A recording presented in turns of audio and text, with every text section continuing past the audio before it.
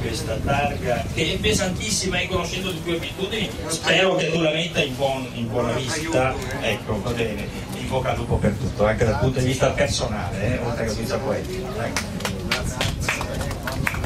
Grazie a voi, e ma anche soltanto sono commosso, devo veramente dire qualcosa nel mio italiano che resti nel segno, traccia la linea. Sono commosso in un certo modo, commosso, ritengo una persona normale, e questi onori che mi sono dati qui quasi ogni giorno pensavo di non meritare, e forse non merito ancora. Spero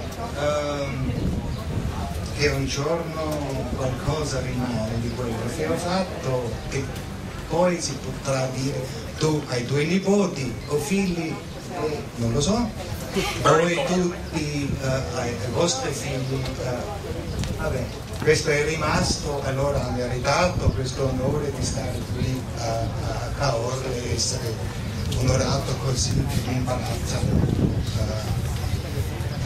onorato dall'assessore, da Cosuti, da quelli che hanno lavorato solo. Mi immagino, no? Non ho idea, però se si invita a 52 persone e altre aggiunte, no? C'è un lavoro dietro di mesi. Allora, basta, sono commosso e lasciatemi pace.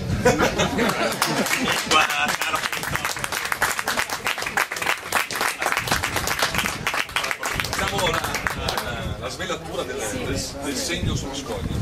Questo è dentro.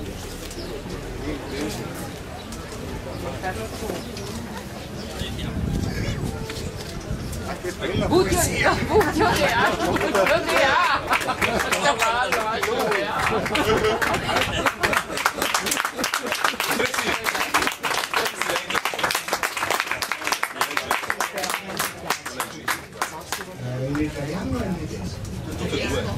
Tutte e due? Sì. Non sono molto meglio.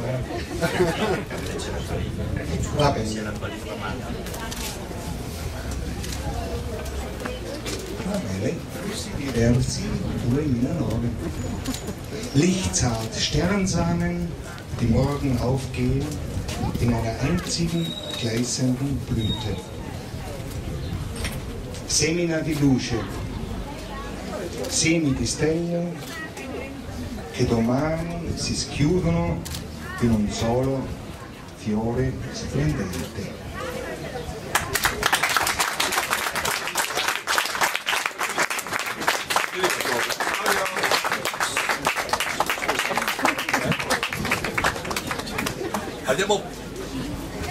Grazie. Abbiamo preparato un buffet sotto il ponte.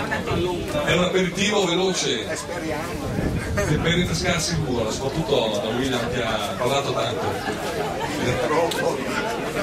Grazie William. No, non è ringraziato.